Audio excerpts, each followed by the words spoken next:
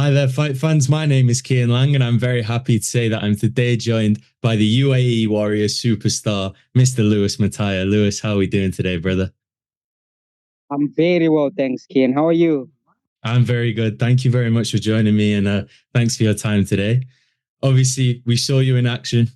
We saw you in action last Thursday, UAE Warriors opening the card against Mahmoud El Raouf, a guy with over three times your pro fights, and you went out there and had the best performance of your career and a highlight knockout. How happy were you with that performance? The performance did make me happy, but it was more about, when a vision comes to life, like what you used to visualize and work for years, just there it is. And yeah, it felt really good. See, that's the noise I was talking about. Can you hear that? The hammering No, behind you're No. all good. I can't hear a thing, so we're all good. Okay. Okay, perfect. Oh, perfect. All right. So yeah, I was pleased with everything that led to that moment. And in the fight, it seemed like a big improvement that you had made was the wrestling. I know the work you did with Coach Ozzy in Dubai. Do you think that really paid off in that fight for you? Oh, dude, wrestling is freedom. Wrestling is freedom. Because think about it, he couldn't take me down, and I felt like I could take him down whenever I wanted. I'm not sure if what I got would be considered a takedown, but I knew I was sorted with the wrestling, so I could do whatever I want. I started off with the kicks. He caught my leg. I went to the ground and I got up and just started, you know, I don't need to say what happened after I got up.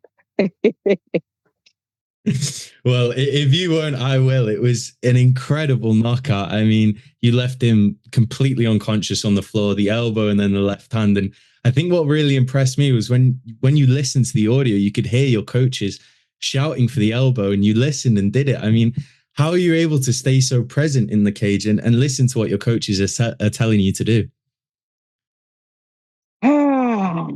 I've been around this game for a very long time, Kian. I've been around this game for as in the fighting environment. You see my record. I shouldn't be saying this just yet. These are the kind of things you want to say when you get to the UFC and the big leagues. But I'll say it anyway because I'll get this soon.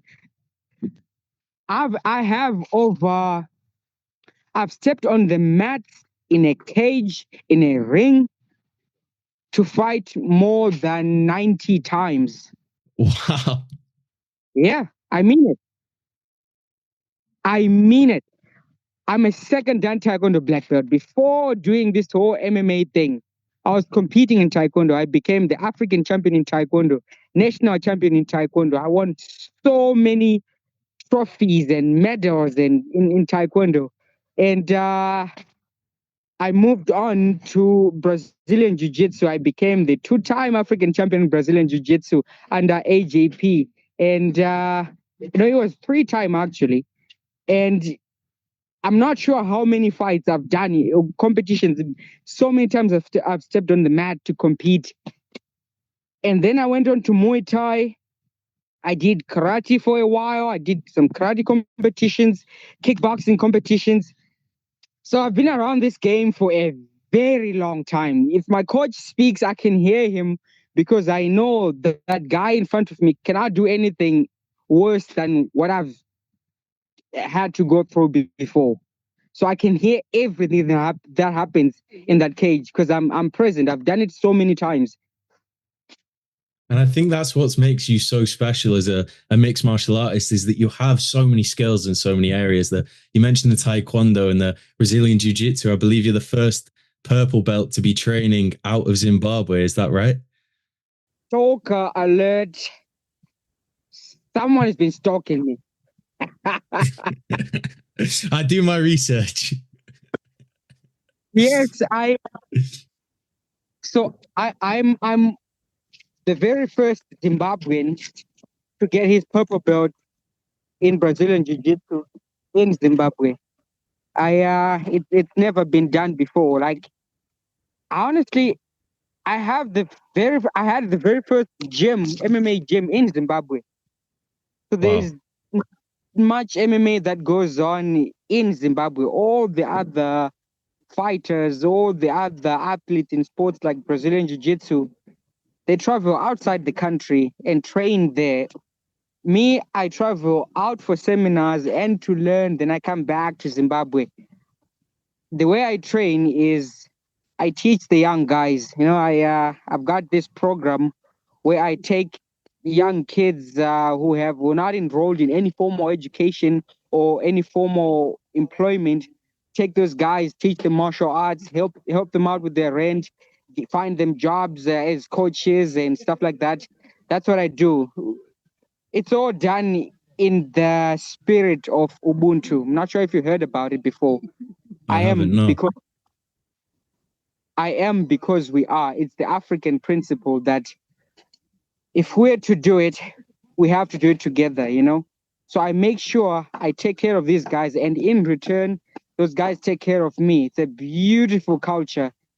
They give back by always being present for training. We train over a lot of hours a day. I'm not saying it. I know some people will be, you know, creeping and stalking. I'm not saying it. We train so many hours a day, all because these guys, they're committed.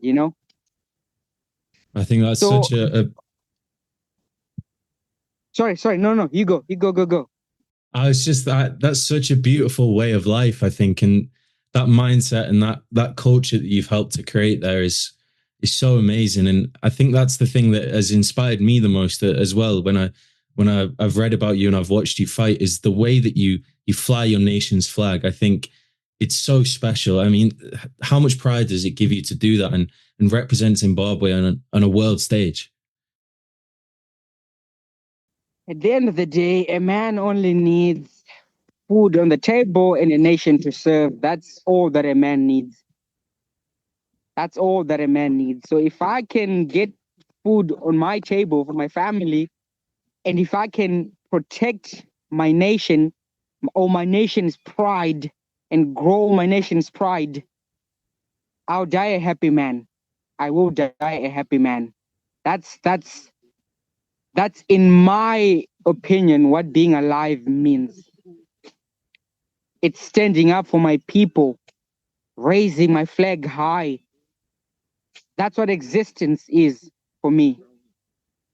It's serving my country and my country's pride.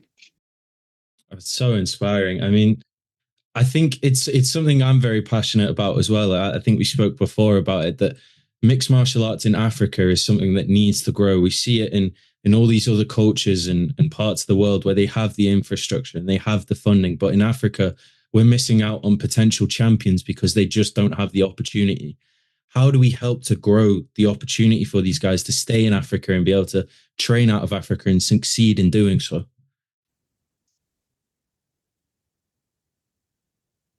Well, throughout history, we've always seen that for any mission to be successful, you first need missionaries, you need pioneers, you need ambassadors.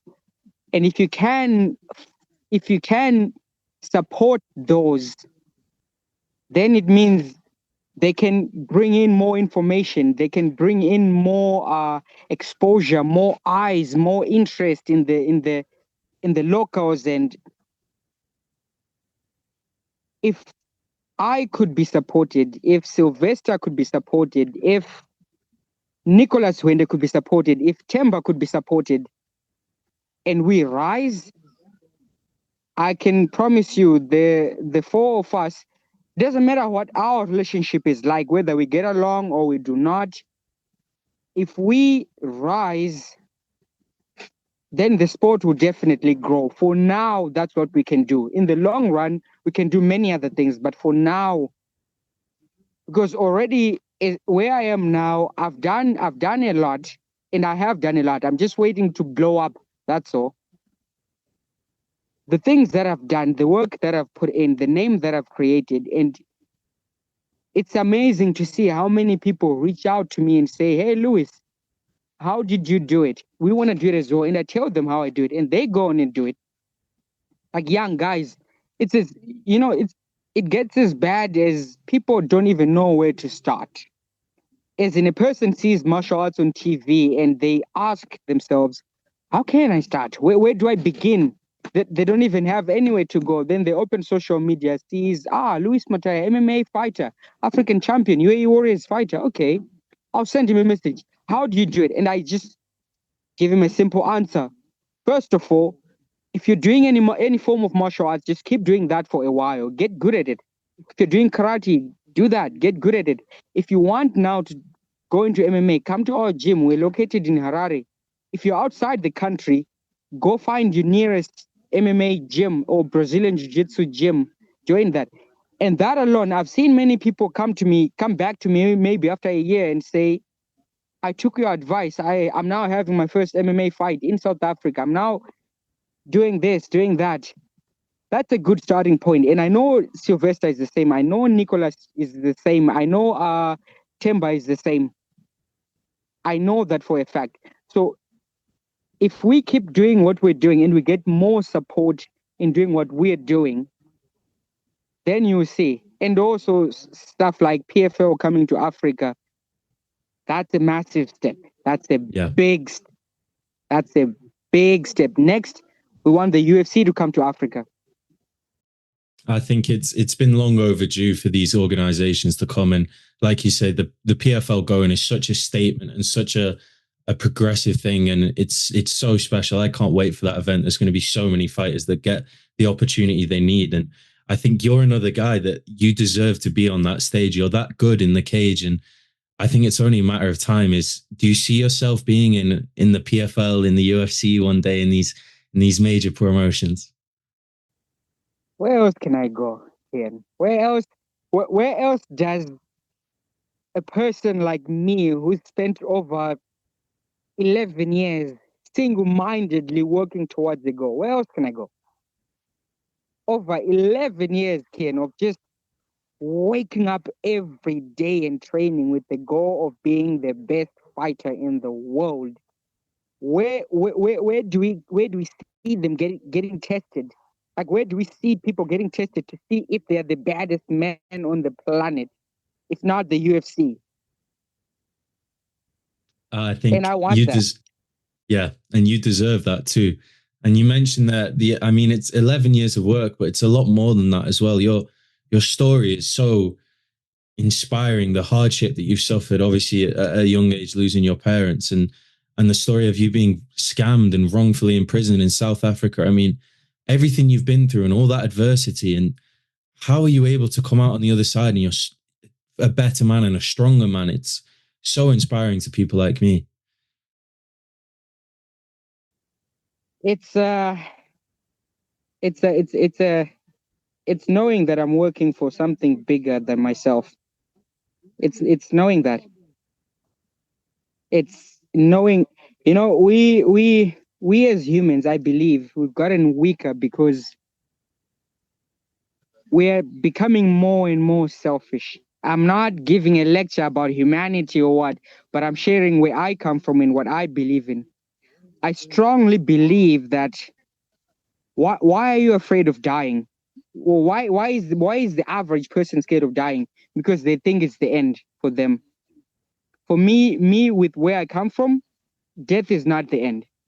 So I can afford to really push past pain and discomfort, because I know I've got a bigger mission, and the mission is very simple: to create a better life for not just for myself, but for my kids, my grandkids, my great grandkids. Just to say, when my descendants look at my pictures and my dad's pictures, and then they say, oh, this was where our poverty ended. It was when he was born. Now, for that, I will push past any prison. I will push past any discomfort. I'll climb any mountain. I'll fight any man. And I will make sure they do not walk out of there in one piece.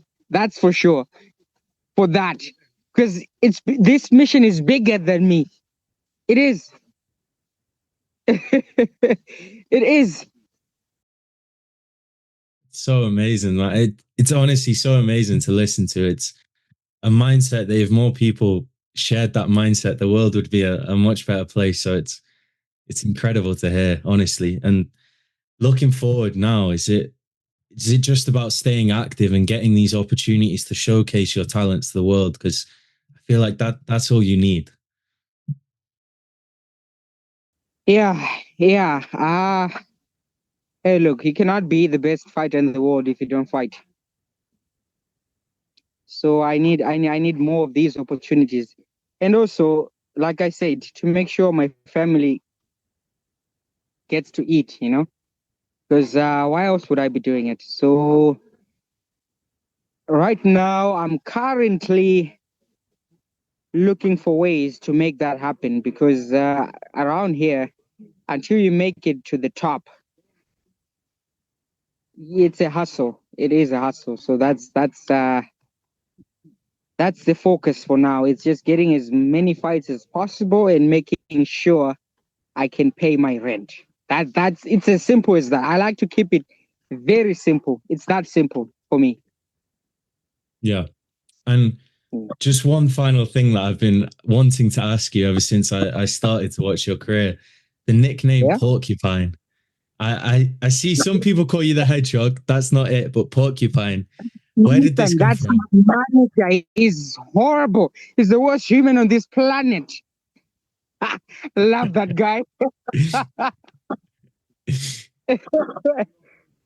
Yes, yes. Sorry, ask away. You wanted to ask something. Where did the nickname the Porcupine? Where did that come from, and why did you choose that? My family name. It's my family totem. So all the fighters in the Shona tribes, Shona culture, Shona tradition, all the nicknames had to have a totem, and this was so. The chiefs back in the day, they would look at, let's say it's me, for instance. They look at me and they see, okay, what is this person good at? Let's say I'm a big guy, I'm a big tough guy, very masculine. Then those are the guys that will get the lion totem, and your whole descendants from there all the way to the end of time, they will inherit that totem, the lion totem, Shumba. The majestic ones, the leaders, maybe the family that's in the leadership bloodline, they would get something like the elephant, Nzo, Samanyanga. For me, we were all my great grandfather. I'm not sure even how many years ago that was. He was a man that no one messed with. Like no one got in a fight with him. No one. He was untouchable. No one wanted to mess with him, and they named him Porcupine. And all his other kids ever. It's like he had a gene in him of just pure destruction. But the destruction was when you start the fight, when you bring the fight to him. Like he was a very peaceful man. He was a very jolly man. So we hear. But when the fight started, it was just, yeah. And all his descendants, they inherit his totem. They inherit the porcupine totem. And not only the totem, but the traits as well. The characteristics of a porcupine. I think you can see those characteristics in you. You're one of the nicest guys I've got to speak to, but inside that cage, you are an animal. And yeah, good luck to anyone who has to face you. Is all I can say. I can't thank you enough for your time today, Lewis. It's been honestly such an inspiring conversation for me, and I've enjoyed it so much. So thank you so much for your time, and I really can't wait to see you back in there. I'm a big fan of yours, and I'm really rooting for you, man. Thank you so much. Thank you, kid. It really is nice chatting with you. Maybe we can do another one someday. Just let me know, and I'm always here. Sorry, I was a Absolutely. bit late to pop up. No, no, no. I completely understand. And I really look forward to doing it again sometime after your next fight, which will hopefully be your next win as well. So thank you very much again. Awesome. Thank you, Kian.